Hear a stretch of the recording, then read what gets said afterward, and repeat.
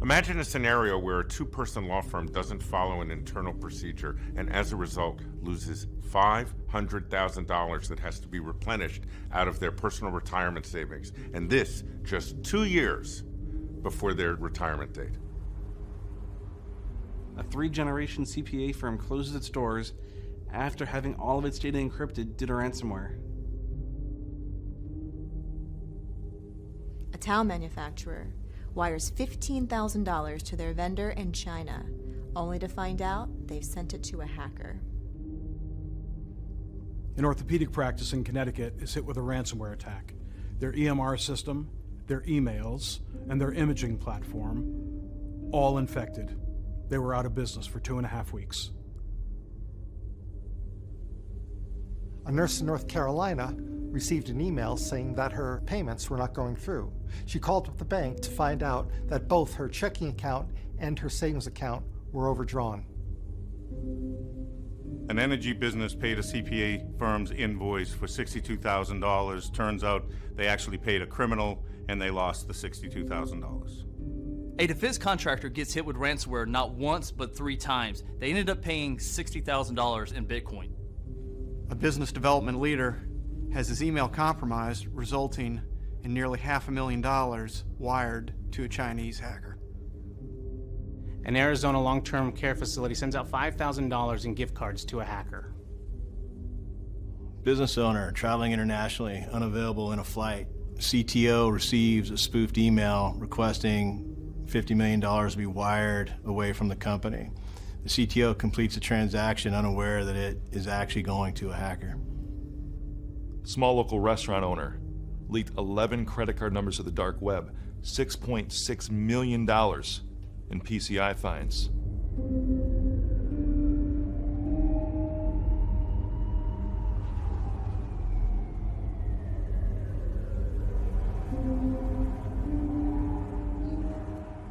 Good morning, everyone. Thank you for being here. The reason that I brought you all together is your special skills and talents in the areas of cybersecurity. We have seen an exponential increase in cybercrime over the past few years. The issue is only getting worse. So one of the things that we want to do today is come to the table with a plan, with a means of protecting the people that we serve, the people that are out there, the people that are online. We need to help the population. So as a start, let me ask a question. Do people really understand what the dark web is? Do they need to in its entirety? Not in its entirety, but they certainly need to have an idea about what it is, because that way they can help protect themselves in the future. There are different levels of information, and you've got to think of information as a giant iceberg, right? When you look at an iceberg, you're only seeing the tip above the water, and that's what we see on any web browser, right? We're looking at that information. So you open up Google or Chrome and you type in, cats, and it brings up all kinds of searches about cats. Surface web is things that can be indexed that Google readily would know about. But below that, there's the deep web.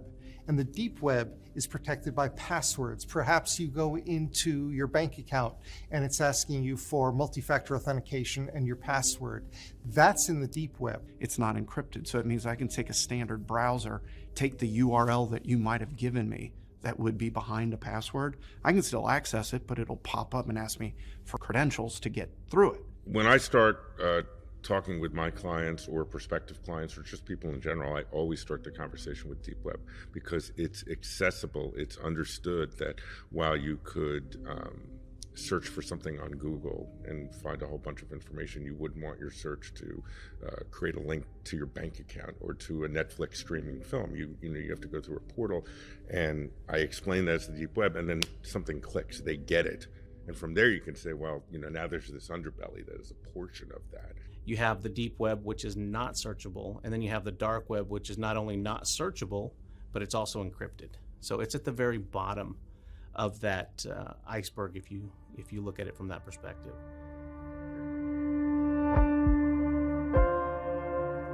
When talking about the dark web, a lot of people ask, what in the world is that? People hear about it, they hear about it on the news, but people still have no clue what it is.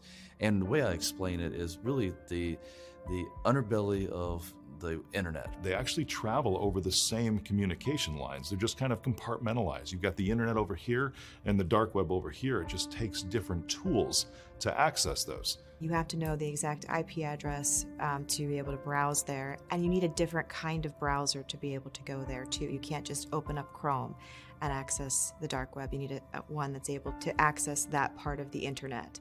So on the internet, you've got Safari, right, to go to different websites, or Internet Explorer Chrome, Google Chrome.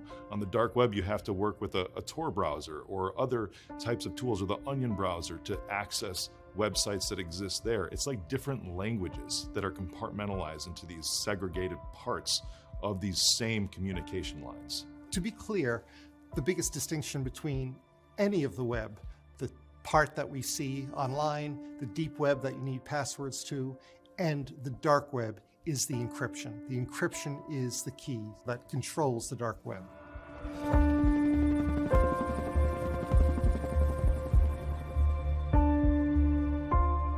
The dark web originated as a research project out of the US government, Defense Department.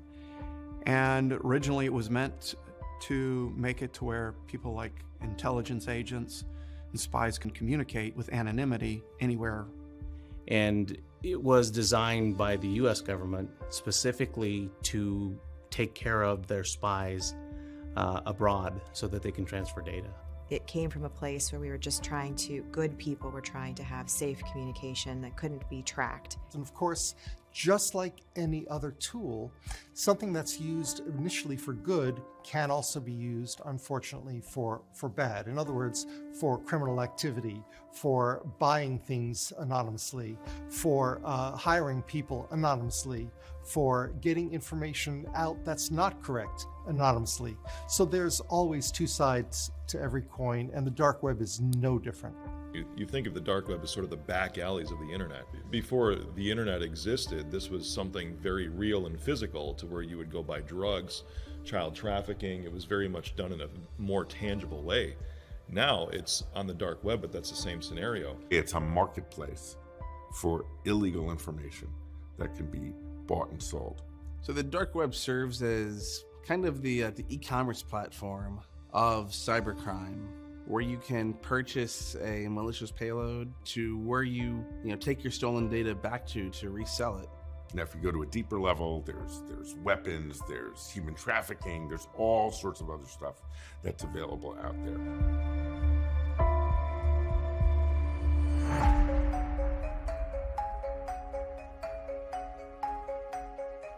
What are some of the kinds of things that you see or purchases that you can make on the dark web? Well, I think some of the common ones that we've been kind of touching on so far would be credit cards, right? You can purchase people's credit cards on the dark web.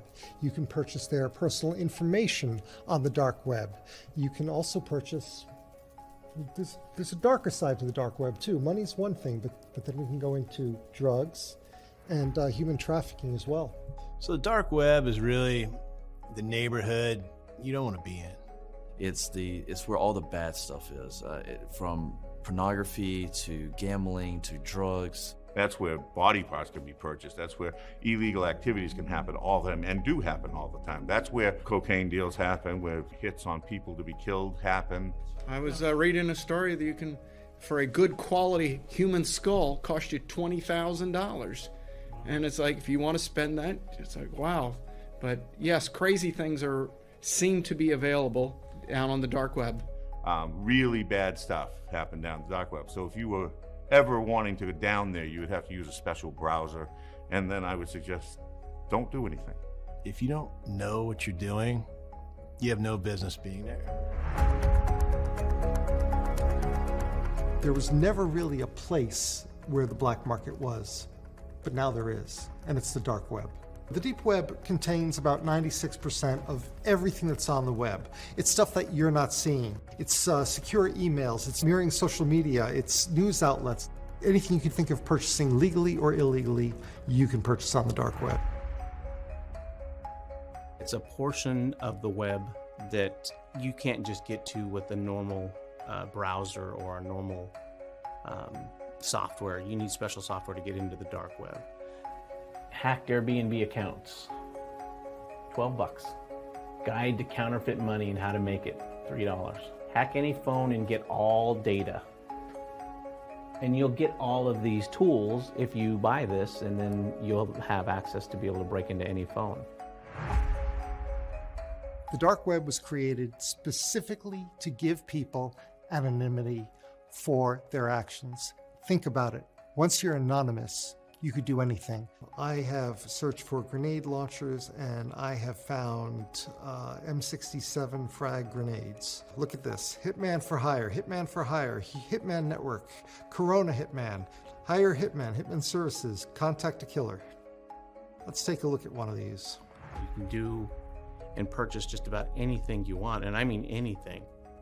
From rocket launchers, to credit card numbers, to email addresses, to passwords. This is a map, and these are just pictures of going right down through an underground tunnel system in one of our big cities. This is the kind of stuff that I get nervous about, because who would post something like that, first of all, if their intent wasn't malicious?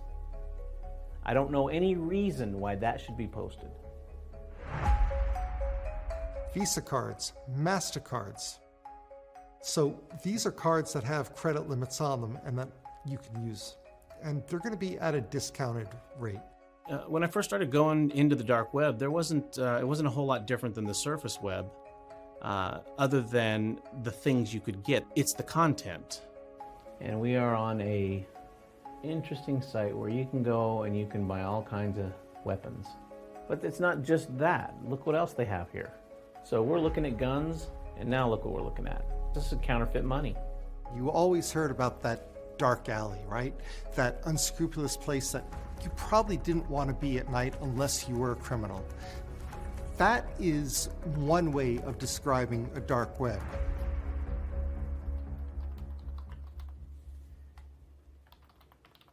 So it's a place that has a bad connotation to it, but it's not all bad.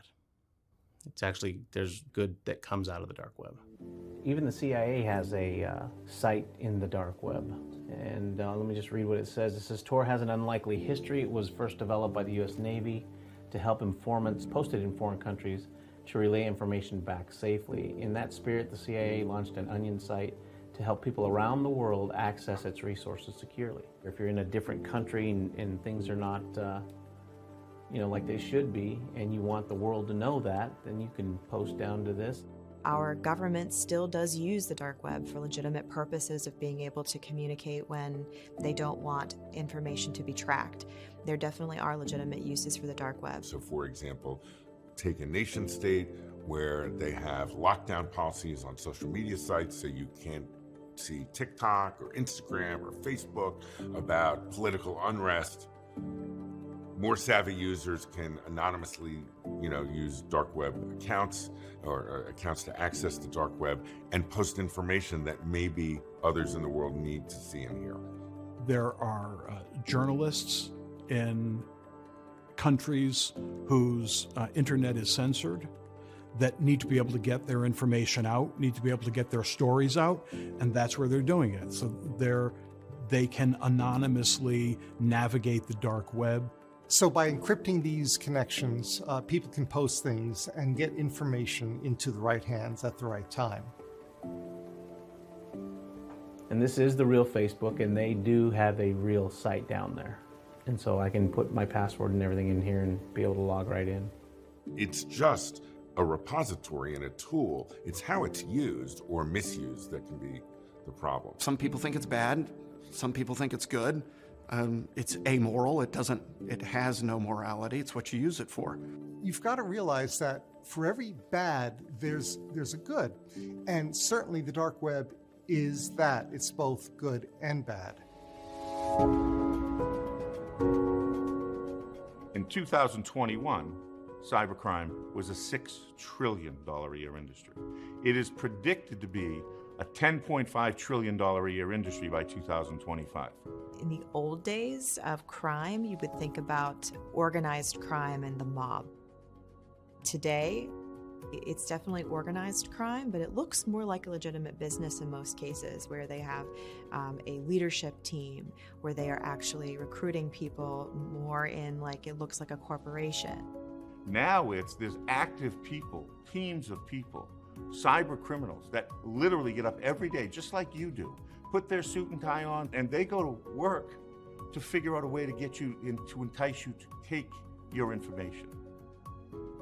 It's the pimply-faced, pasty-skinned 15-year-old in their basement who's just trying shit out for fun, right? Let me see what I can do, to people who are working this as a 9-to-5 job.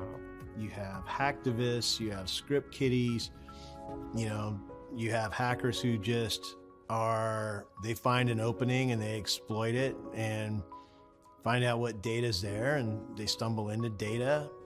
Other times it's very targeted. It's like, hey, I'm gonna go after this specific resource and just keep driving against it until I break it, pull that data, and then, I'm gonna breach it and sell it.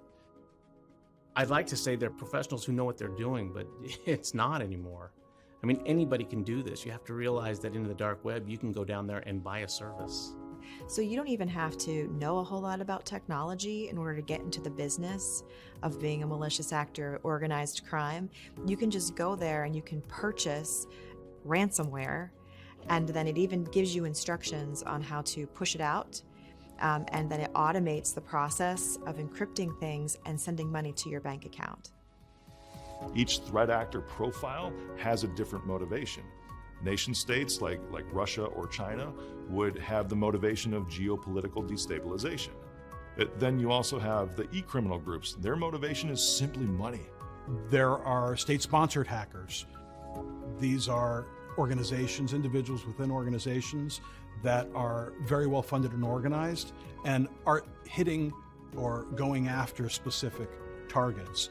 Well, these aren't random people, random kids in the basement, subsisting on Cinnamon Toast Crunch. These are people who are working 9-to-5 jobs for their government, trying to get an upper hand. They are soldiers, just like we need soldiers on the front of the cybersecurity wars to defend our country here. So I had an opportunity to have a conversation with Brian Seeley. One of the things that made Brian famous in 2014 was he was the only person ever to wiretap the Secret Service and the FBI. The career is pretty short for these guys. They do get caught. It isn't, in my experience, the people who are doing this type of thing, either the motivation is anger, revenge, rebellion, a feeling of isolation, or some sort of I don't fit in and I'm mad at the world. It's an unhealthy place to live your life. If you had to highlight one thing, what's really radically changed?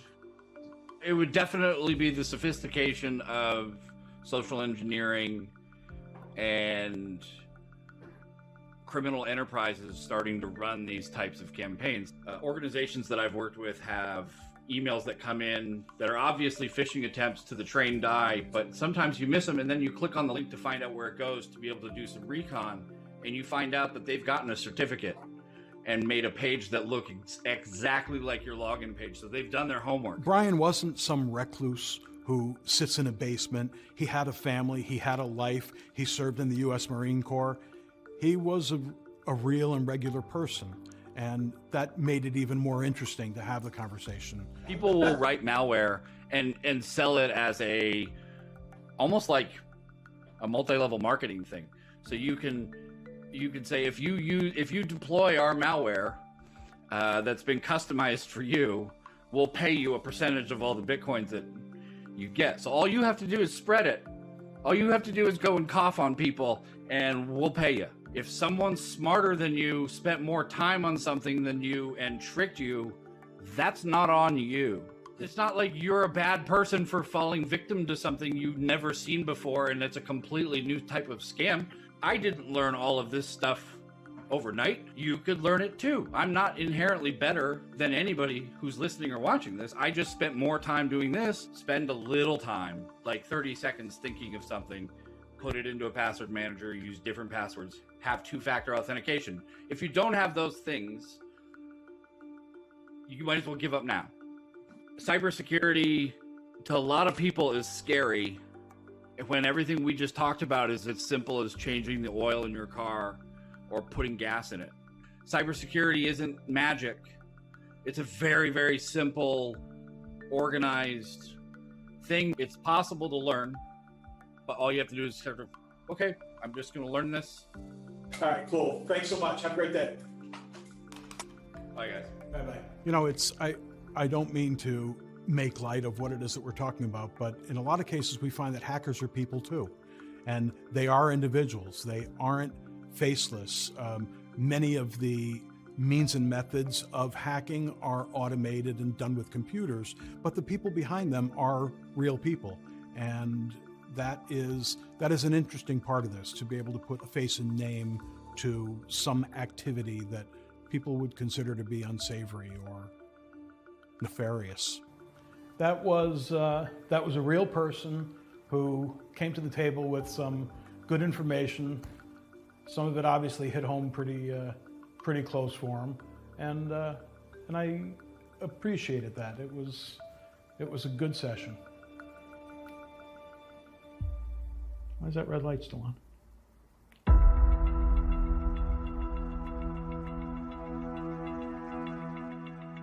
How does stuff get on the dark web? Well, a company's breached. It has thousands of usernames and passwords, and an individual places that for sale on the dark web because it has a financial value. Phishing attempts are when somebody sends out a message to you and it's written in a way that makes you click on the button. And when you click on that, you're actually sending data to them, and sometimes it's valuable data. It could just be as innocuous as an address or email or whatever it is, but it's information that's supposed to be in a secure system, and now it's out there. And if that system gets breached and that data gets scraped, then it is put for sale anonymously on the dark web.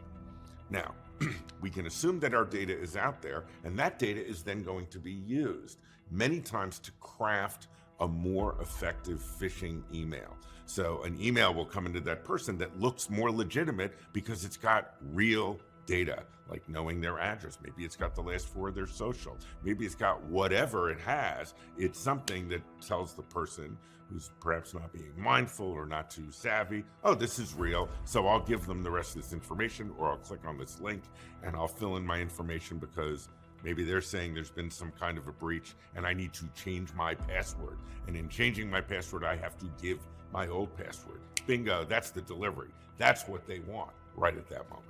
That's called social engineering.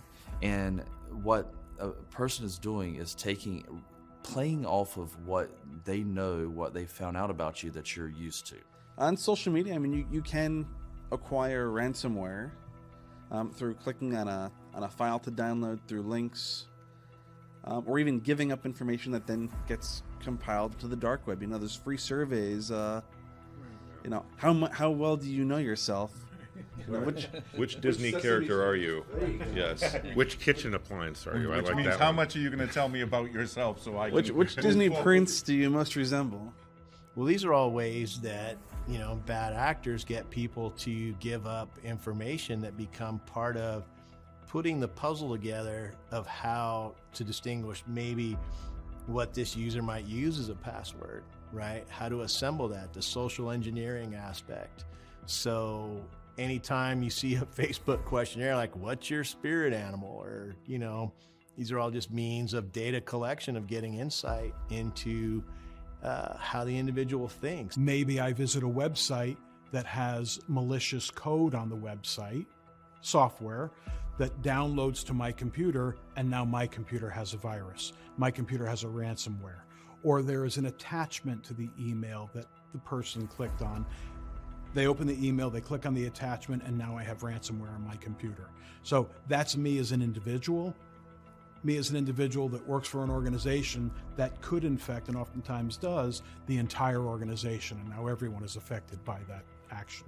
When you click on something, you're telling your computer, you've told your computer to do something, and that's either download a file and open it, execute, take you to a website, and then once that happens, any amount of executable code can run and download, and yes, it's possible for you to get ransomware that way. Imagine getting an email that says it's from your CFO or your CEO and says, hey, send us all the tax records that just came in.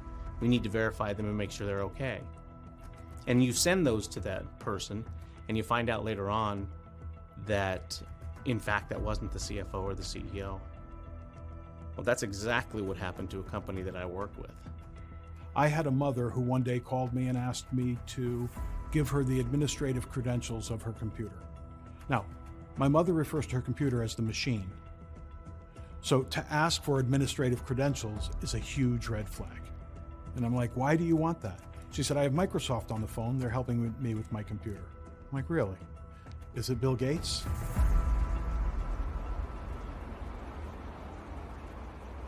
Hey, this is James. How you doing? Good. How are you doing, sir? Well, you got a minute? Yeah, I'm just driving, but yeah, I'm good. Another story is where a friend of mine, actually, his wife got a phone call.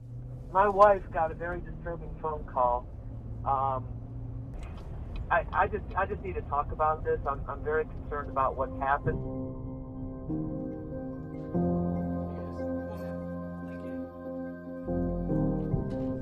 I receive a phone call, and I hear my phone ringing, and I know that the ringtone is my husband. So I looked at my phone, and I see Jim's phone, and I just heard a voice, a grunting voice, just screaming out, "Ah!" Just like that. And I'm like, what's happening? Hello? And then a voice come on and said, we have him. Get out to the car and start driving. Where? Where am I going? What am I supposed to do? And he started to yell. He said, just do as I say, or else I'm going to hurt him. And at that point, she's worried about her husband. She's not worried about the money, right? So, but that's their end game, is the getting the money. Go to the nearest Walmart. We need you to buy some gift cards. So I get to the Walmart and I said, okay, what do you want me to do? He said, go in there, get a MasterCard and a Visa card and load it up with $500 each. She immediately goes and gets those gift cards and goes through that process. And they're playing off of the emotional fears of your loved ones. And then after one card got through and registered properly, he said, you need to go back in there and get another one. This is where I thought, this is not going to end. Well, that's just another way of another scam. Text message, a phone call. People are going to scam you in different ways, and you've got to be alert when getting a phone call, getting a text message, getting an email. I called 911, and the police said that call the husband and see where he's at. If you can reach him, then it's a scam. And the phone rings. She says, are you okay? I said, yeah, I'm with the dog. We're going for a walk. And I just hang up the phone. I had no idea what was going on. I was so angry. And then, ashamed that I was fooled, that I didn't know any better. One of the biggest things of being able to hack these days is through social engineering, and that's coming from a form of an email or a text message or a phone call.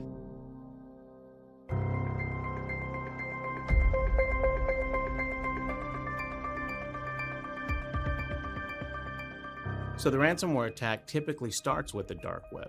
It's when somebody sends out a phishing attempt and says, hey, go ahead and click on this. You have something wrong with your system, and you click on it, and then all of a sudden you get this virus, and then you get this message that pops up and says, ta-da, you have 3 days to give us X amount of dollars or your data is going to be gone. You get a big red screen, usually, and it says you have so much time to negotiate with us, to go to this website and negotiate with us, or we're going to destroy the private key.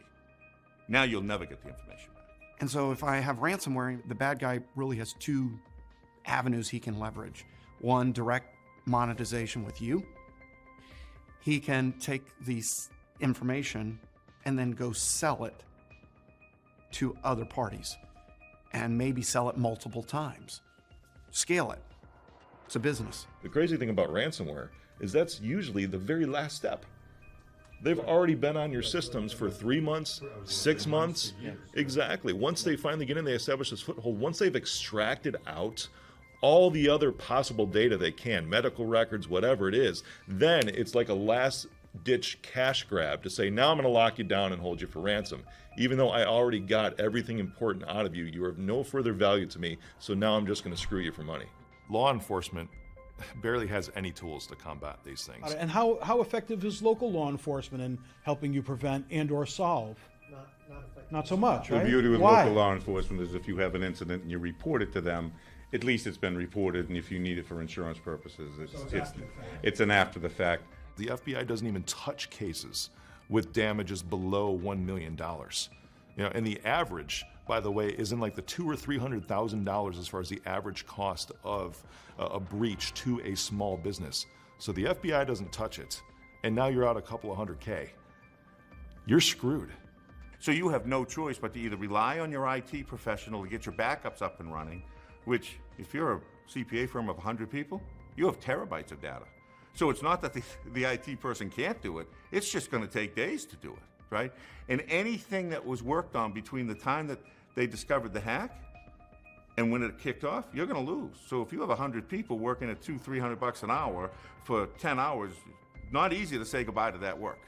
So sometimes you just have no choice. You've got to deal with the criminals. In ransomware, they're taking the same approach. In the old days, people were thinking about espionage. What were you going to steal that the other company had that was going to give you a competitive advantage? And the hackers now, they don't care about that. They're banking on the fact that this stuff matters more to you than it does to them, because they'll just delete it. Right now, we are literally living in the greatest transition of revenue in global history because of ransomware and all this money exchanging hands between people. There's no rules. I've got your data. You didn't do what you were supposed to ahead of time. So now you either pay me for the possibility of getting it back, or you lose it. What's it going to be? And even if you get it back, there's no guarantees I didn't sell it somewhere else or expose it.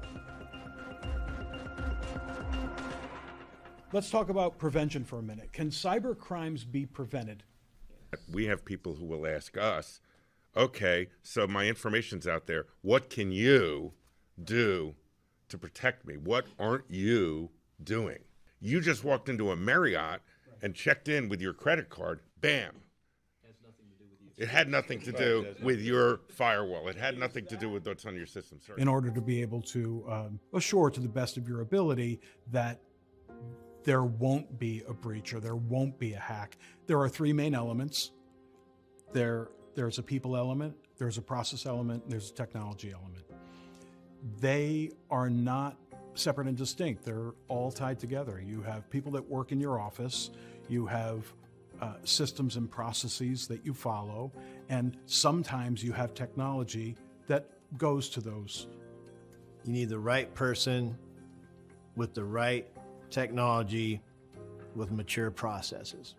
That's how you effectively deliver security services that will effectively defend a business. So in order for you to have a holistic view of the risk of an organization and to understand the best security protections to put in place, you have to be able to look at all of those things to see what should be done.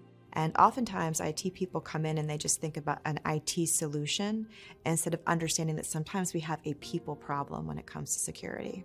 Your people are probably the most important. Just imagine being on vacation and you know that your people understand they're the first line of defense. Because you are an end user on a computer, or you're somebody that could let an unknown individual into the building. You have information about the company.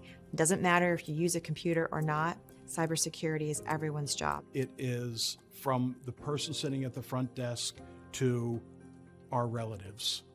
They have to be aware. They have to be mindful. Honestly, it comes down to humans. It comes down to the employee, if it's at a company. It's all about keeping them knowledgeable to preventing them from getting the data stolen and getting it on the dark web. And you got to have user training. You got to make sure that your users are going through a training process to educating them of not clicking on that random email. The most important part of security is training your people. And so we do have training for all of our clients. We try to train them at least once a year live, and then we have web training as well to keep them always cognizant of what security measures they need to take. So when we start working with a client, we have to educate them first about what they don't know. And that's why they bring us into the conversation to help them move up their game. You know, software and technology continues to grow leaps and bounds in the areas of cybersecurity. Yet, you can flip through newspapers or go online, read articles, see that it's still happening every day. The human firewall is what's failing.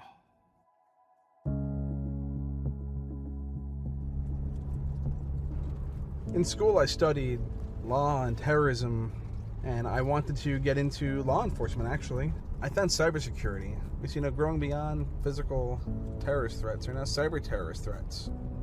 So many of our clients are CPAs.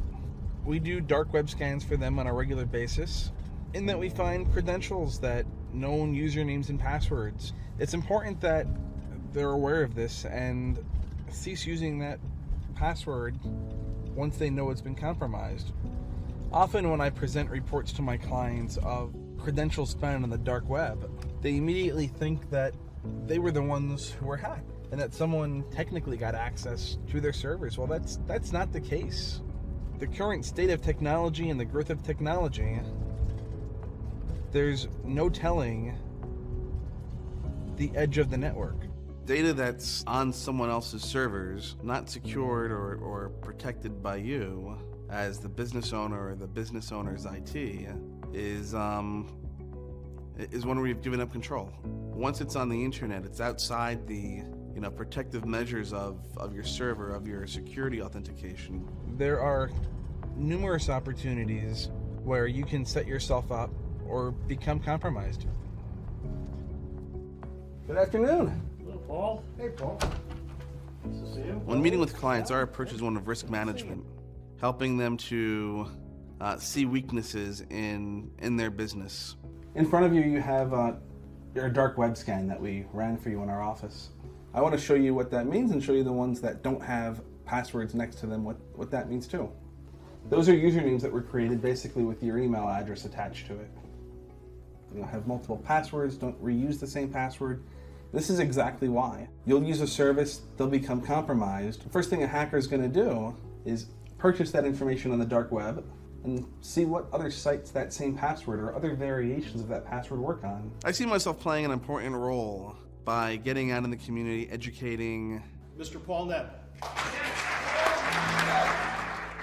I frequently speak to different business groups in my community against some of the dangers of cybercrime and the dark web. Now, when you hear about a company getting hacked, you're thinking about the actual compromise. You don't know about how long the attack was actually on the network. On average, a hacker will dwell on your network for 100 days before you even suspect that something is happening.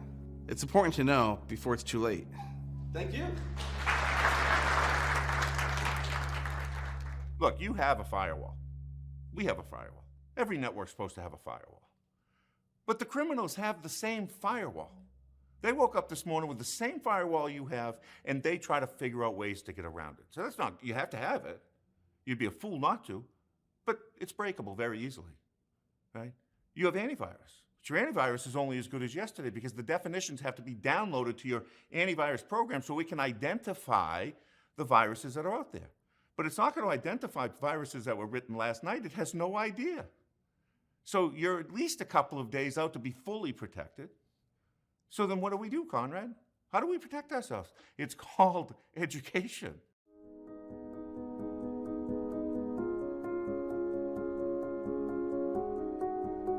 These are my arm wrestling contest. I won the State of Maine arm wrestling contest for the heavyweights. I won in '84. So I won all those arm wrestling. I'm Conrad Martin. I'm the CEO of Tech Advisors. We're up in New England, although we're expanding down to Florida now. We are a managed service provider, so we take care of all your IT needs. We're also an MSSP, a managed service security provider.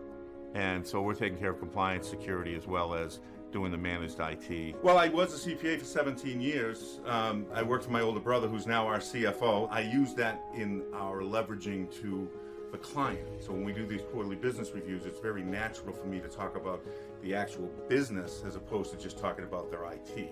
And then we tell them how IT can help their business get stronger. An individual in an office space has a responsibility to pay attention to understand that passwords need to change and be strong, that they've got to take the education seriously. Right now, we're rolling out a whole compliance package, which really touches into the dark web. So when we're doing our technology business reviews, we're bringing a report to show the prospect or the client what of theirs is on the dark web. And the dark web has really helped us to identify to our clients that there's a whole nother level and a whole nother set of series of services that you need that doesn't come with just managed services, even though you need managed services as well. The dark web plays a significant part in what we're doing, how we're helping our clients, and providing that safety net that they otherwise wouldn't be aware of. Cybercrime is going to be a $10.5 billion industry in 2025. We have a convention that's done at some casinos in Connecticut, right? Everybody the next morning, oh, I won. I'm like, you're all liars. You know why I know you're a liar? They don't build $400 million casinos on winners. They build $400 million casinos on losers. And they're not going to get the $10.5 trillion in 2025 on people that don't get hacked. So a lot of the times breaching happens because emails get sent to you and you're not in tune enough to not click on them. And we had a client open a resume on March 10th, corporate week. That's when corporations are due.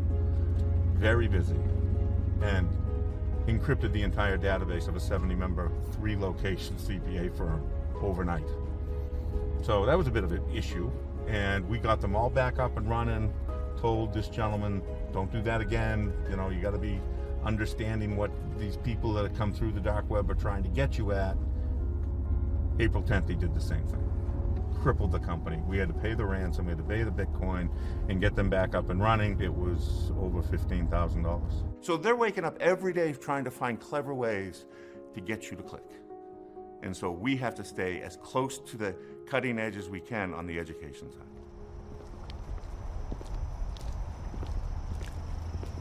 So I'm going to start some of this with a question and answer. Does everybody understand what the dark web is? Okay, so the World Wide Web is made up of really easily stated at 3 parts. Most people are getting some type of education from their company. It's telling them, hey, we caught you on fake phishing, and now go take a look at this 1.5-minute video. I'll look at the video later.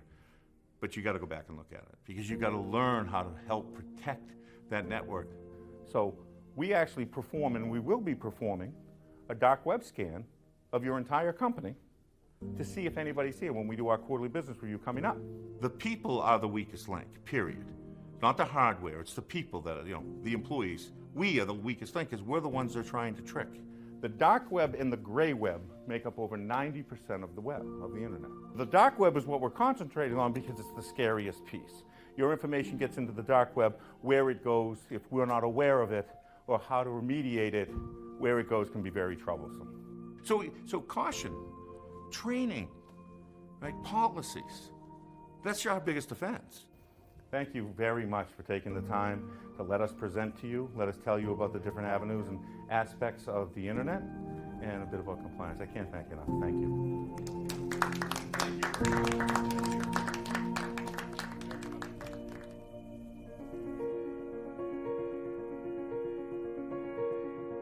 It's up to the company to have set measures, set processes, checks and balances, if you will. Everything from how long and how often should we set our passwords to, who do we call if we have an invoice to pay that's over a certain amount. As an individual person inside of a company, it's your obligation to be the first line of defense. And that typically starts with your email. There are things that you really should understand. We use an acronym called SLAM, and that stands for signatures, links, attachments, and message. And you should always be checking that signature to make sure that the name that comes in is actually the name of the email. The L stands for links. If you were sent something and you weren't expecting it and it has a link, don't click on it. Hover over it and it'll tell you where it's going. Attachments, anytime you have an attachment, definitely don't click on that if you weren't expecting it. And the message, look for incorrect spellings, look for words that are different. If it came from your CFO, make sure that's the way your CFO truly talks. We live paycheck to paycheck at times. Well, and some companies actually are payroll to payroll at times. And so can you imagine wiring $80,000, $100,000 of all your payroll for that for a 2-week period to someone else? How much does that affect your company? That's where social engineering comes in. Be thinking about, if I was just training my employees just a little bit, not to click on that email, not to send that wire, then it doesn't affect your company. We give our clients these guidelines and we make policies out of them so that they have policies for information, they have policies for social media, they have policies for email, they have policies for installing software. But what you really need is you need documentation in place. You need that written plan. You need a password policy. You need an acceptable use agreement. You need a proper disaster recovery agreement. You need an incident response plan. And then you train the users on those plans. It is your job to know what the policies are in your company, to know the right procedures to allow people into the building, to take and be aware of the cybersecurity awareness training, to know what you should click on, what you shouldn't click on, and if you don't know, ask. I have a degree in psychology. Well, the background in psychology has been one of the most beneficial and insightful things for me to bring into this field.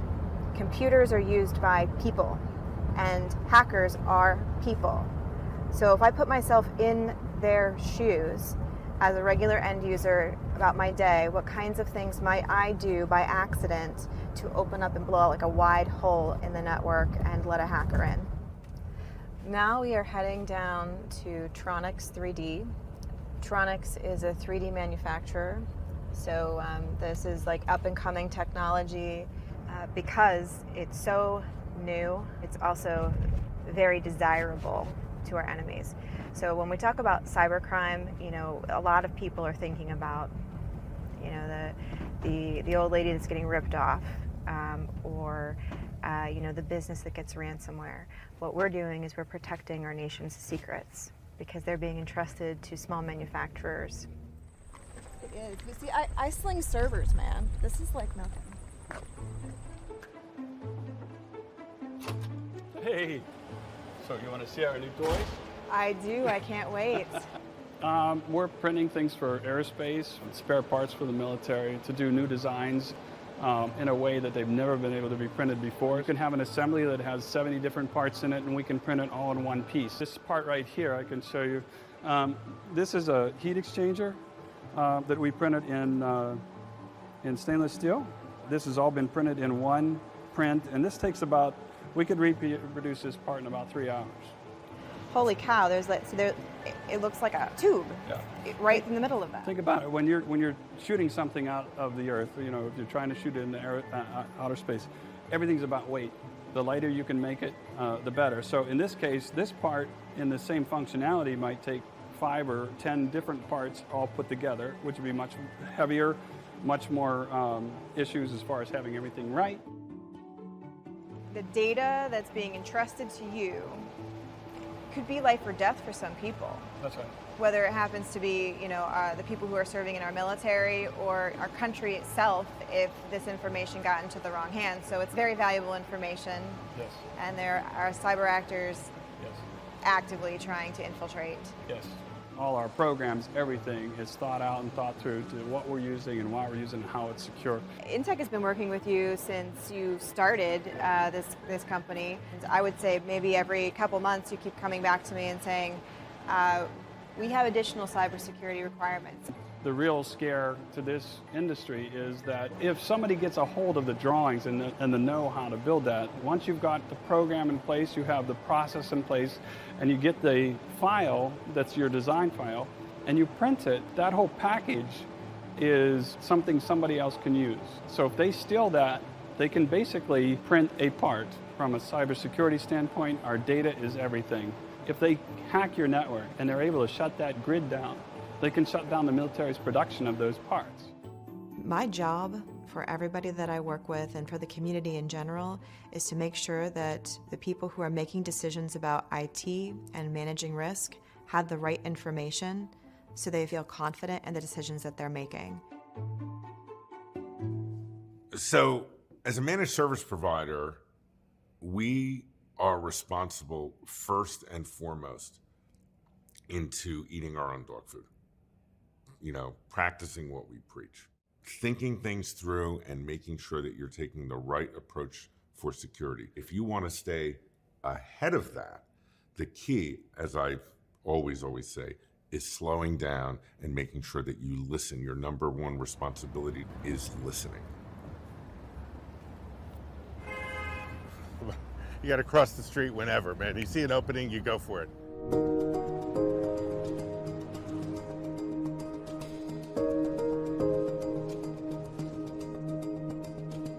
I think the traffic is something that's symbolic to me, or walking along a busy street and just seeing so many people going in both directions and the different paces that you see. This is the famous 4th Street cookie. Some of the most amazing cookies you'll ever get. On any given day, you're always going to see certain scenes. You're going to see scenes of people queuing up at lunch trucks and just the mad bustle. How about the disgorging of passengers, you know, like just hundreds of people coming forth from the earth at a train stop at 8:55, rushing to get to their seats by 9 o'clock. What happens is, for me, and I see it for a lot of other people too, is that they get into this autopilot mode where they're just moving ahead, full speed ahead, full speed ahead, full speed ahead, with certain expectations of, I've got to get this done, I've got to get this done. In reality, getting into that mode and not checking yourself that's the sweet spot that the hackers look for. They look to take advantage of people who are not present, they are not in that moment. I'm always thinking about analogies when it comes to the world of cybersecurity. One that comes into my mind a little bit is exemplified just by being in this park here with the Robert, Indiana sculpture. It's called Love Park, where we are right in Center City, Philadelphia. The slower we take things, the more we breathe, the more we look behind what's on the screen and think about it and give ourselves just that moment. The more we insert a pause, we are, in effect, from an analogy standpoint, loving ourselves enough in that moment to not rush, to not click, to not do this thing that can let something in that can be harmful to ourselves, to our families, and by, our businesses, our colleagues, our communities.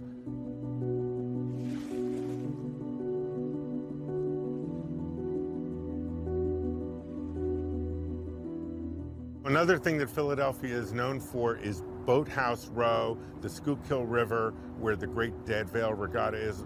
The whole concept is about getting a crew to row, not just in the same direction, which is a great corporate analogy, right? Get your whole team rowing in the same direction to meet your objectives, but rowing in strict synchronicity with each other to achieve the common goal of victory. And you could have just one person in a crew that's just a little bit off, and it can be that difference, that millisecond difference between winning and not winning. Hacking, the dark web, giving information out that you shouldn't, ransomware, all of these things built together into an ecosystem of malfeasance. If we get one person in that corporate environment who, for very good reasons, just trying to get their job done, just trying to be efficient, is rowing just a little bit off from somebody else, or from everybody else rather, they are in fact putting themselves at risk. Take a step back, slow down. If you're not sure, don't click, don't fill in the information. And if you think you've done something, for goodness sake, report it to your IT department. Everyone involved in the process has to get on the same page with regard to slowing down. Now, we can't mandate it, but it's part of our consistent message when we're talking to clients and prospective clients. So you need a security stack. You need not just the antivirus, you need ATS, you need EDR, you need MDR, and those types of things that work together, and there's many more. And basically what they're doing is they're telling us what your health is. Like, I can look at someone and say, you look healthy. But if I was a doctor and I don't have a stethoscope to listen to your heart or check your cholesterol or check your blood pressure, I really don't know. These are the tools that give the IT professional the ability to say, hey, this person's got high cholesterol. Or, hey, this network has something irregular going on in it, and it's moving around the network, and we need to investigate that. When you're talking the technology piece, you're talking about your software, you're talking about your antivirus, you're talking about your artificial intelligence, you're talking about your threat hunting, you're talking about your spam filters, you're talking about your firewall, you're talking about your DNS filters. There's a whole list of security that goes into a stack. It's not just one thing never covers it all. If you don't know where you are with what risk you currently have, reach out to the people that are in your area, to your IT support, and find out. See if they have some kind of way to do a security audit. That's what we do, and I'm sure they do as well. They can do a security audit of your network and tell you exactly where you are, and then give you a full breakdown of what needs to happen in order for you to stay safe and to remain, viable in the industry. You don't know what you don't know. And in the same way, in the cybersecurity space, people hire us because they don't know. That's where we come in, help them understand the gap of where they are, where they should be, to protect not only their information, but their clients' information. We have a cybersecurity company in the New Orleans market, Enter Systems, it's who we are. And our job on a day-to-day basis is to get rid of unplanned work so that others may prosper. Unplanned work, what I mean by that is keeping you out of the dark web, so that your information doesn't end up in the dark web on some marketplace, so that it might be sold to bad guys who would leverage that to do harm to our clients. The good news is there's a lot of innovation, a lot of good tools out there that are able to help and will continue to help. The bad guys are going to, it's missile anti-missiles, I like to tell clients. The good guys will build an anti-missile to defend against what's being shot at them, shot at clients, and those new tools will come into play. And the bad guys will develop new methods of getting around that. About 23 years ago, someone put together a conference, and where they would do is they would collect the various big players in cybersecurity. We're here at Black Hat. Some people might wonder what goes on here. It's the largest cybersecurity conference in the world. Black Hat, in conjunction with its sister conference, DEF CON, are attended by about 20,000 people. Here we can guess that there are nation states here. We can guess that there are bad actors here. So again, it's a wide range of talks, topics of how to defend against, or as one that was happening this morning, there was a topic where two presenters presented on how to conduct a ransomware campaign. Black Hat overwhelmingly revolves around its 3 days of conferences. There could have easily been 100 different courses that were all being taught at the same time. And the value that comes into that is that, again, where we can educate, just like when it comes to educating end users, to the extent that we can educate and share this information out to the community. So the information here that's at this conference, it is disseminated to the general public by vendors, security consultants like ourselves. In the old days, if you think about ransomware, it was very much about encrypting your files, and that was it. Now all these new ransomware attacks, they not only encrypt your files, but every single attack we've seen recently, they've uploaded all your files, and now they're saying if you don't pay that ransom, they're going to dump it on the dark web. Then when you do pay the ransom, it might not end up on the dark web immediately, but these guys are... Where they smell blood and cash. Yeah, they know there's more, and it's going to go up there. And 6 months from now. 6 months from now. A year from now. And it might not even be all of it. It might just be the social security numbers, or little bits of information to allow someone else to ransom you. I'm here for learning and how I can protect our clients.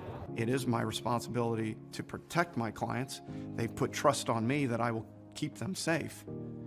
Another presenter yesterday, I think he's got a great tagline: what you can't see, you can't protect. That's part of why I come here at Black Hat, so I can get better visibility into things that are happening. So it is my responsibility to know that, to know what's possible, so that I can take and then protect. It's putting all these pieces together, knowledge, products, putting it all together and bringing it back to something that's usable, that can be taken and implemented at the client level, and then ultimately things like education can be brought all the way down to the user level. As a cybersecurity expert, that's our ongoing job of one, I have to keep learning about the things that I don't know. That's the ongoing education, whether that's security conferences like Black Hat, or industry peer groups so that I can keep upping my game, which in turn I roll back and roll up into our clients.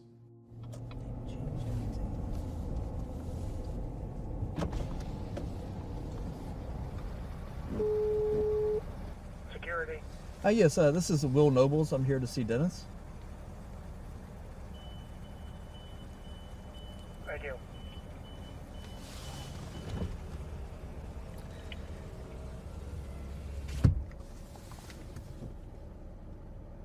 See, not easy to get into these facilities.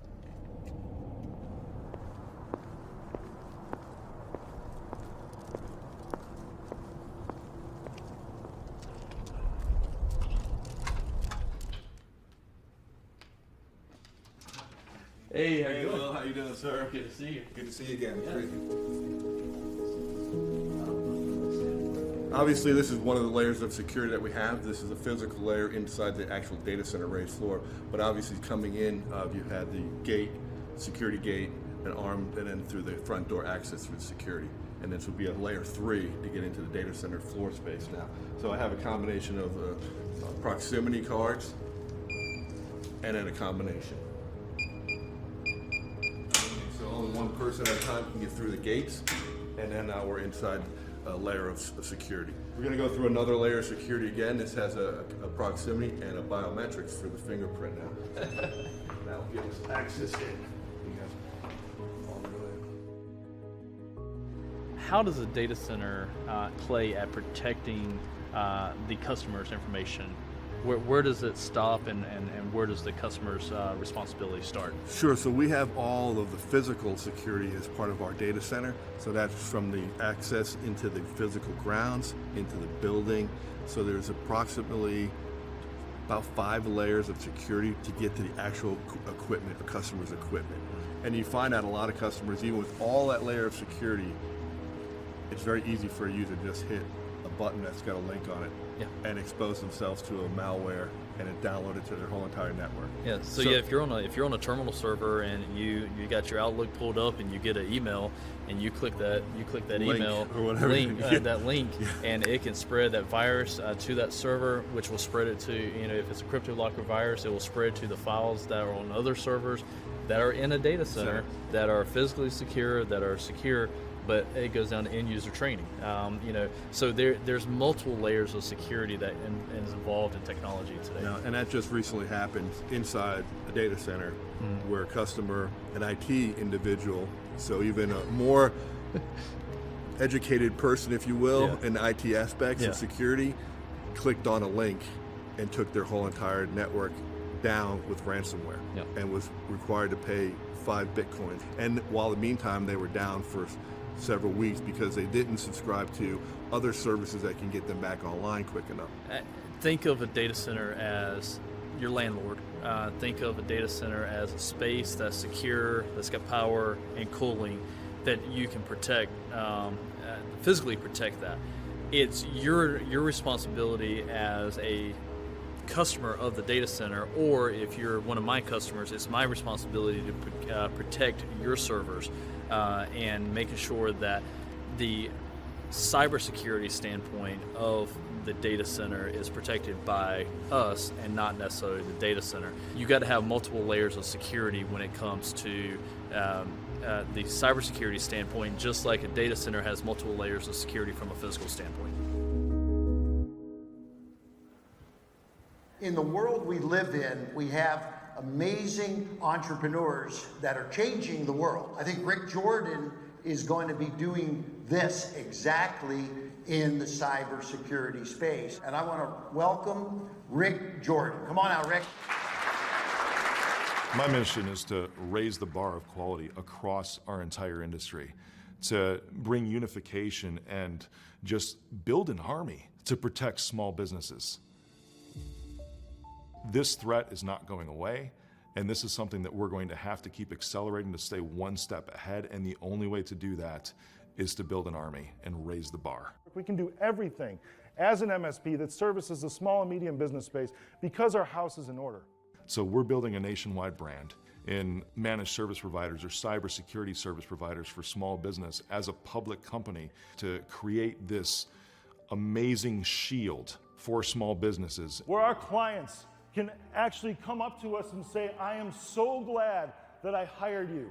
Isn't that the most fulfilling statement ever? The responsibility of the small business owner when it comes to the dark web is just understand that it exists, it's real, and that's what's used to move against you. There's ways to prevent this, and the best way is to educate yourself. As an individual, there's things that you can do right now to try to protect yourself. The first one is called multi-factor authentication, MFA or 2FA. You've probably been using it for years. When you sign into your bank account, you might get a text message for a secondary code. That's one thing to enable across the board on as many things as possible. The second thing to do is freeze your credit reports. This is the best way to protect yourself from identity theft. That way nobody can run your credit without your authorization and open up a loan, buy a house, a car, get a credit card in your name, because they cannot run your credit. And the third thing is to use a password manager. A large percentage of people use the same password for their Netflix account as they do their bank account, the same password across everything. I don't even know my own banking password to get into Chase or Bank of America because I use a password manager. Now's the time to take action before you're attacked. All you're trying to do by taking action right now is minimize the risk that you have. Make yourself as small of a target as possible. And what you can do is just reach out to anybody, like people in this film, to help you, to give you the answers that you need and the protection that you deserve. People, process, and technology, this is the differentiator in security delivery. You need the right person with the right technology with mature processes. If you are missing in any one of those aspects, you're going to have a gap. 24/7, 365, my team is focused on securing clients. Our number one core value, defend the client. So what Blockworks does is we support managed service providers and internal IT and basically businesses in providing the security services, the tools, the people, and the process to effectively defend our partners and their clients from cybercrime and financial loss. Complete visibility, reduce the attack surface, stop known threats, prevent unknown threats, automation with human validation. I've been on the road essentially educating MSPs in security service delivery, how to better protect your clients, how to better, secure your clients from risk they don't even know is there. Now, don't get me wrong, I mentioned Capital One, and I think I may have said now everybody knows what's in your wallet because human error and that misconfiguration that led to their issue. It's still accountable to the professional managing it, meaning it's not bulletproof if it's misconfigured. You do it with mature processes, continually refining, continually looking at how can we better secure our partners. The reality is the bad activity is going on all the time. The threats are real, they're escalating, global events, geopolitical, whatever it is. Tensions are high and we all have a responsibility to protect both ourselves and those who rely on us. And the time to do that is not at an event. A big word that keeps coming up is responsibility. Yeah. And I do like to say we have this privilege of technology, but we do own the responsibility of protecting ourselves, protecting our information. I think business owners have one simple mandate when it comes to cybersecurity, and that is to get their heads out of the sand.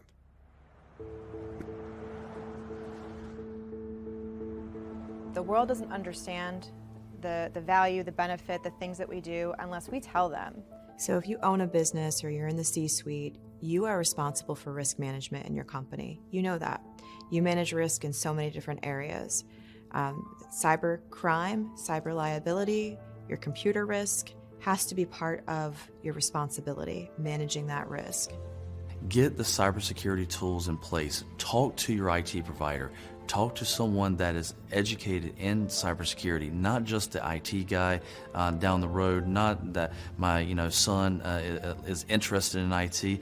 You want to talk to a cybersecurity expert or a company that can help you make the right decisions of what tools you actually need. There is a certain level of expectation that when I give you my information, whether I give you my credit card, I give you my name, address, I might give you a check, I might give you a bank account number, I might give you information about my children. It is an expectation that I give you this information so that you can give me a good or a service. It is my expectation that you're going to protect it. So how you're securing the data is important, and how the users access the data and are permitted to access the data is ultimately the responsibility of the business owner. When you start talking about responsibilities, you're talking about risk. And here's the thing. You as a business owner own 100% of that risk. We are here to help you mitigate that risk and understand what that risk is. And once you understand what the risk is and we create a plan together that allows you to understand that risk, then we can help you through the process. As a business owner, if you have a computer system, and I can't imagine there are very many companies out there today that don't, think about the obligations you have. Think about your responsibilities. Think about what you have on those computers. Think about your own self as well as your employees. And you think, well, we're 100% protected. You are not 100% protected. Even with great education, you're not 100% protected, but you're a lot closer. By having the employees or the people at home educated as to what they should click on, what they should not click on, with your computer, you've got to have that same type of awareness to make sure that you're trying to protect anything that might be malicious or not standard on your system. Make yourself as small of a target as possible. The ways to do that are to actually get somebody who knows what they're doing. And it's not many. That becomes the hard part. So start to look around and start to ask the questions of whoever you might hire. Have your trusted advisors that you should be speaking to on a regular basis, and ensuring that you have what it is that you need to protect what it is that you have and your organization from the outside world. Preparation is everything. Get in front of it, find a provider, find someone who specializes in this stuff and work with them. Doesn't matter if it's us or any of the MSPs in this project, but get in front of it, because the reality is it's not if, it's when. The technology will change without us. It is going to change. We need to stay in front of it. We need to communicate the message out to give people what they don't know and make them more responsible to protect themselves.